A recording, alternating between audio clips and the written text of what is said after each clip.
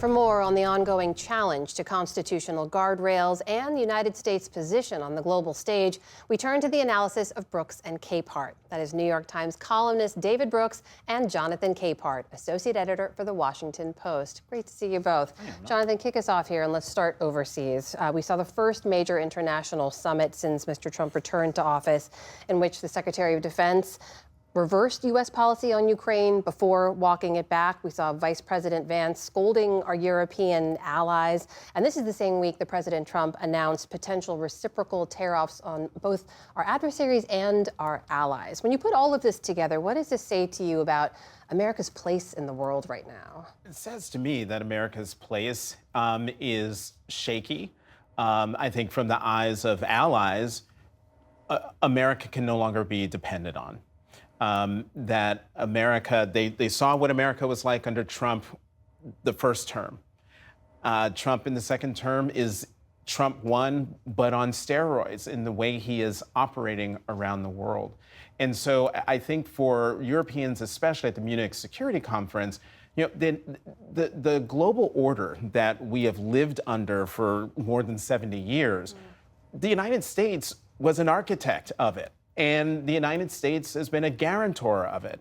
And it has led to, generally speaking, peace and prosperity to the world that we live in now. The Europeans look to the United States for leadership, but also for protection and as an ally. And that, as we've seen with the speeches from the vice president, from the defense secretary, that's not the America that they're seeing in Munich. David, do you agree with that? If you're a NATO ally, do you still see the U.S. as a reliable partner right now?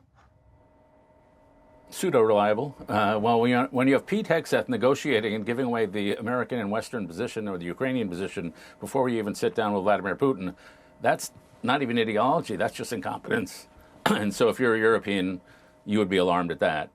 But then you look back, you know, we have friends. It's like any human being, countries have friends. America was there for Europe in World War I, Woodrow Wilson. Winston Churchill leaned on Franklin Roosevelt. We leaned on the Europeans during the Cold War by basing missiles there, by basing bases there. We have friendships. When 9/11 happens, the Europeans are there for us. And you rely on these friendships just as you would in life. And the Trump administration does not have friendships. They have bullying relationships. And for J.D. Vance to meet with the head of the AfD and not the Prime Minister of Germany is kind of appalling. As one German said today, we Americans denazified Europe and Germany, and now we're renazifying it. So they have the right to be upset. Meanwhile, back here, we also saw this week a remarkable scene, Jonathan, in Washington, D.C., in the Oval Office, in which a private citizen, an unelected billionaire in Elon Musk, essentially just held court in the Oval Office with a number of reporters while President Trump sat silently by. We're now seeing Mr. Musk and the Doge teams kind of slashing and burning their way through the federal government workforce. We've seen lawsuits challenging his actions and the executive actions of the president as well. And we've seen Vice President Vance say that he's not sure that the administration needs to comply with some of the court orders. Senator Andy Kim said earlier to me that he believes we're very close to a constitutional crisis. Do you agree with that? Yes, simply because when the vice president put that social media post out last Sunday, it was breathtaking in what he was saying. I mean, I feel like that we should go back to Schoolhouse Rock and have that little bill come back out and tell us how government works. The judiciary is not a subsidiary of the executive. It is not beholden. It is one of the three branches of government. And if the judges come out and say, you know, what you're doing is illegal or unconstitutional, there are other ways to get around that. But what the president is doing and what Elon Musk is doing is, what the vice president is doing in challenging the authority of the judiciary. That is what makes this like the borderline constitution. Right now, we're going through the process thing. Judges are putting injunctions and holds on things.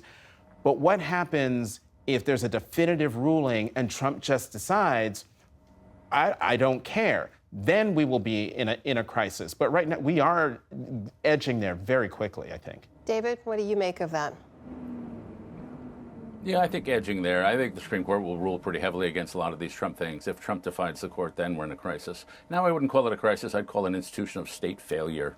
I've lived in Washington a long time. I have a lot of friends who serve in government in various locations.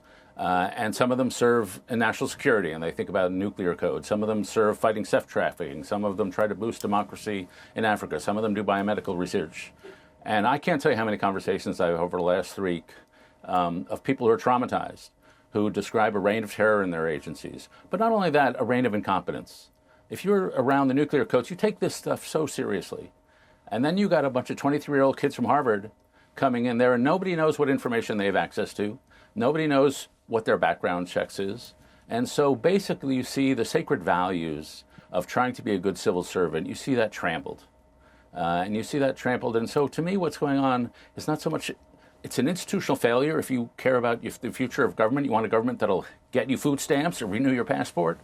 But mostly it's a form of psychological intimidation that is sweeping through agency after agency and making a government that is, semi-functional. Can I just get both of you to briefly weigh in on this? Because we're nearing 1 month into the Trump presidency. Is it clear to you where the guardrails are, Jonathan? No. In a perfect world, Republicans on the Hill would be the guardrails.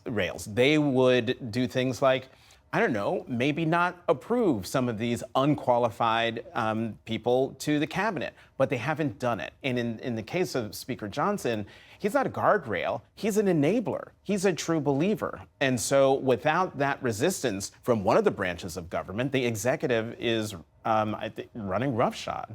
David, do you agree with that? Yeah, I think the courts will stand up. Even the Trump appointees, they have very firm opinions about executive power. They believe in the independent judiciary. They believe in that we have 3 branches of government.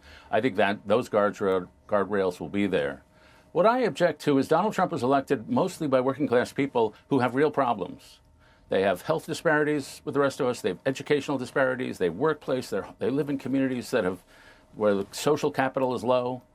Donald Trump was elected by those people. You'd think he'd care enough about them to do something on behalf of the people who elected him. Instead, he's going after, USAID. He's going after any place he thinks there might be liberal people with college degrees. And so what we're seeing is not populism. What we're seeing is a sort of Ivy League right-wing nihilism. And to me, that is so disorienting and so shocking and so appalling that you can't even serve the legitimate needs of the people who put you in power. They're totally off the board this last month. I need to point out also this week that we saw the Associated Press, which is one of the largest and oldest, most trusted sources of independent news gathering in the country, being barred from the Oval Office and from Air Force One, where the president often speaks at length at both of those places, for continuing to call the Gulf of Mexico, not the Gulf of America, as President Trump unilaterally declared it after coming into office. And I just want to get your take on this, Jonathan, because this is maybe not the first such attack we'll see, but what do you make of what journalists should be doing right now? Well, one, the president is bullying the press corps, and I think that the press corps needs to stand up to the president. And remember, there's only one profession that is protected in the Constitution, and that is the press. And the press is vitally important for a democracy because an informed citizenry is what is the foundation of our system of government, democracy. And if the press doesn't stand up to the president, who will? David, got about 30 seconds left. What's your take? I'm a little less harsh on the Trump administration. Listen, I lived through the end of the Biden administration where there was almost no press access to the guy. And so administrations manipulate the press. That's part of the job. And if they don't want to talk to the AP, fine. The AP can do its own reporting. And so I've lived through all these administrations. And I think the deeper problem here, and this is our business, I hate to comment on the media because I spend my life in it, but we have not represented enough Trump voices over the last 40 years, enough working class voices over the last 40 years. And so if we had done that, maybe some of the hostility that's come our way wouldn't be there. And so I'm appalled by what Trump is doing, but I understand sort of why he's doing it. Bigger conversation we'll have for another time, I'm sure. David Brooks, Jonathan Capehart, thank you to you both. Thanks, Amna.